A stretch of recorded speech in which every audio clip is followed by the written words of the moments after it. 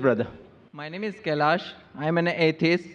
My question is, why do Muslims believe that Jesus is born without any biological father when there is a Quran says that Allah says that he is the originator of heaven and earth? How come he can have a son without any consort?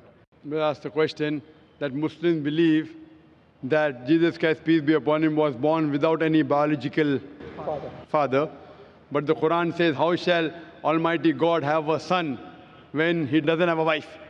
As far as the miracle of Isa alayhi salam, Quran says in Surah Al-Imran chapter 3 verse number 47, when Maryam alayhi salam says, Mother Mary, that how shall I have a son when no man has touched me? The reply comes back, Angel Gabriel, فَإِذَا قَضَى أَمْرًا فَإِنَّمَا يَقُلْ فَيَكُونُ. When Allah decrees a matter, He just said to it, be, and it is. Similarly, in Surah Al-Imran chapter 3 verse number 59, Allah says, إِنَّ مَثَلَ إِيسَى إِنَّ اللَّهِ كَمَثَلِ آدَمَ خَلَقَ مِن تُرَابٍ ثُمَّ قَالَ لَهُ كُن فَيَكُونُ. The similitude of Jesus in front of Allah is like Adam, that he was created from dust and said be, and it was. So what we realize, that Almighty God, normally by nature, human beings are born by mother and father.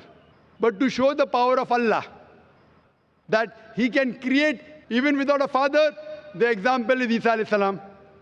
Another miracle Allah did, created a human being without mother or father, that is Adam, peace be upon him. But the verse of the Quran saying that Almighty God doesn't have a son, neither does He have a consort, neither does He have a wife. And furthermore, Quran also says that if Allah begot a son, say, I would be the first person to bow down to Him. That doesn't mean Allah has a son. It's saying that there's no question of Allah begetting, because begetting is an animal act. It is functions of lower animals of sex. That's the reason Allah will not beget. Allah does not require a wife also.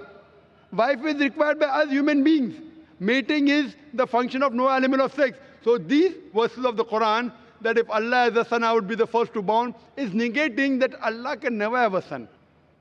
Neither does Allah require a wife.